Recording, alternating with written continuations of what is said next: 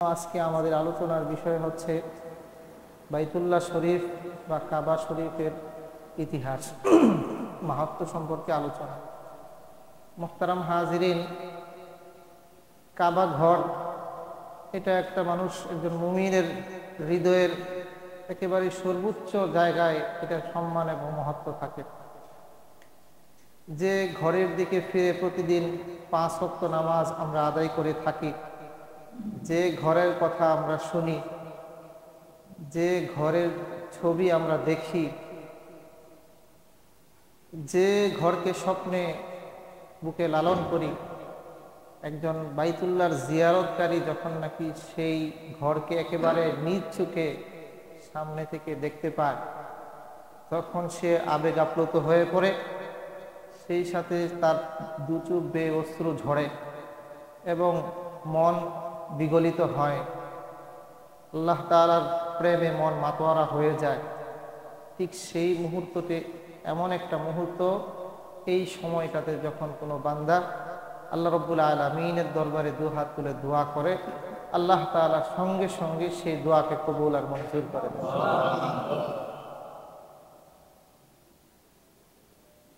এটা হলো কাবা শরীফ।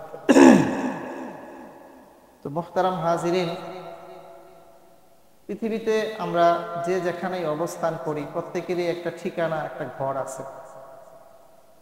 তো আল্লাহ রাব্বুল আলামিন কে আল্লাহ তাআলা ঘোষণা দিয়েছেন দুনিয়াতে তাকে দেখা যাবে না, কারণ আমাদের চোখের পাওয়ার লেন্স এই পরিমাণ ধারণ ক্ষমতা রাখে না।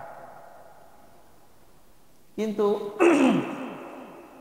দেখবেন অনেক সময় মানুষ তার পিতার ভিটে মাটি, এটা যদিও প্রয়োজন নাই, এখন উনি ঢাকা শহরে অবস্থান করে কিংবা প্রবাস জীবনে আছে, কিন্তু পিতার রেখে যাওয়া যে ভিটা মাটি, এটা সে বিক্রি করে না।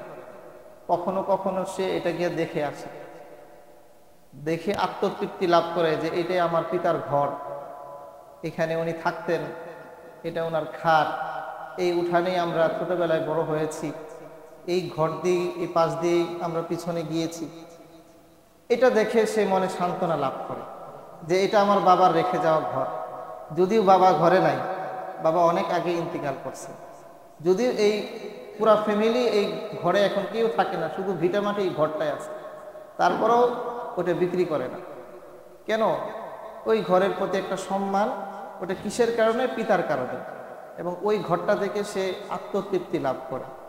তো আল্লাহ রাব্বুল আলামিন তার বান্দাদের জন্য, বান্দা তো পৃথিবীতে তাকে দেখা যাবে না, তো বান্দার জন্য আল্লাহ রাব্বুল আলামিন একটা বিশেষ ঘরের ব্যবস্থা করেন, যে ঘরের ডিজাইনার আল্লাহ, যে ঘরের নির্মাতাও আল্লাহ, যে ঘরের নির্দেশদাতাও আল্লাহ সুবহানাল্লাহ। সেই ঘরটার নাম হলো বাইতুল্লাহ। সেই ঘরটার নাম কি? এই ঘরের নির্দেশ দিয়েছেন আল্লাহ। এই ঘর নির্মাণ করেছেন ইব্রাহিম খলিলুল্লাহ, তার সাথে ছিলেন জবিহুল্লাহ। আর এই ঘরটার নাম কি? বাইতুল্লাহ। মুহতারাম হাজিরিন, এই কাবা ঘর এটা পৃথিবীর ইতিহাসের প্রথম ঘর। আল্লাহ রাব্বুল আলামিন যখন নাকি বাবা আদম আলাইহিস সালাতু ওয়াস সালাম এবং তার স্ত্রী হাওয়া আলাইহিস সালাতু ওয়াস সালামকে দুনিয়াতে পাঠান জান্নাত থেকে, তখন দুইজন দুই জায়গায় যান। অর্থাৎ আদম আলাইহিস সালাতু ওয়াস সালাম শ্রীলঙ্কায় নিক্ষিপ্ত হন, আর হাওয়া আলাইহিস সালাতু ওয়াস সালাম উনি জেদ্দায় ওনাকে প্রেরণ করা হয়। তো দুইজন দুই জায়গায়। আল্লাহ রাব্বুল আলামিনের কাছে তারা দোয়া করতে থাকে, মুনাজাত করতে থাকে। এক পর্যায়ে আল্লাহ রাব্বুল আলামিন যে আরাফার ময়দান, যেখানে আমরা হাজী সাহেবগণ 9 জিলহজ একত্রিত হয়, এই আরাফার ময়দান, আরাফা শব্দের অর্থ হলো পরিচিত হওয়া, পরিচয় পাওয়া। এই জায়গার মধ্যে পৃথিবীর আদি পিতা এবং আদি মাতা আদম আলাইহিস সালাতু ওয়াস সালাম এবং তার স্ত্রী হাওয়া আলাইহিস সালাতু ওয়াস সালামের সাক্ষাৎ হয় দুনিয়াতে। সুবহানাল্লাহ। যেহেতু তাদের এটা পরস্পরের সাক্ষাতের জায়গা, একত্রিত হওয়ার জায়গা, পরিচয় হওয়ার জায়গা, এই জন্য এই মাঠের নাম হয়েছে আরাফার ময়দান।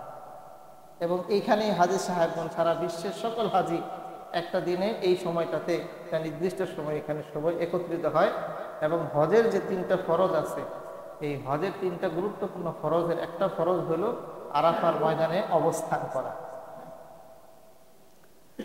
তো যেহেতু হাওয়া আলাইহিস সালাতু ওয়াস সালাম যে জেদ্দা সৌদি আরবের সামুদ্রিক বন্দর, এটা বর্তমানে একটা গুরুত্বপূর্ণ শহর এবং সামুদ্রিক বন্দর শিল্প নগরী। আপনারা যারা কেউ হয়তো হজে গিয়ে জেদ্দা যেতে পারেন, এইখানে উনি হাওয়া আলাইহিস সালাতু ওয়াস সালাম আসেন। তো আরবিতে জাদ্দাতুল অর্থ হলো দাদি, দাদি বা নানি। উনি যেহেতু সমগ্র মানবকুলের দাদি বা নানি, এজন্য উনার ওই দাদি নানি এই নাম অনুসারে ওই জায়গাটার নাম হয়ে গেছে জেদ্দা। হাওয়া আলাইহিস সালাতু ওয়াস সালাম যেহেতু এখানে অবতরণ করেছিলেন। তো আল্লাহ তাআলা তাদের মিলন ঘটানোর পরে আল্লাহ রাব্বুল আলামিন নির্দেশ দেন তার ঘর নির্মাণ করার জন্য এবং নির্দেশিত স্থানও দেখিয়ে দেন যে এই ঘরটা কোথায় নির্মিত হবে।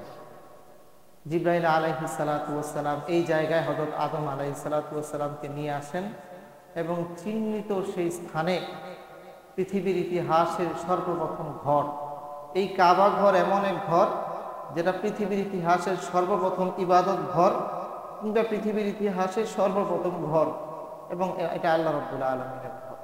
আল্লাহ রাব্বুল আলামিন নির্দেশ দান করেন হযরত ইব্রাহিম আলাইহিস সালাতু ওয়াস সালাম সেই নির্দেশিত সেই জায়গার মধ্যে কাবা শরীফ নির্মাণ করেন। সুবহানাল্লাহ। এটা হলো পৃথিবীর ইতিহাসের প্রথম ঘটনা।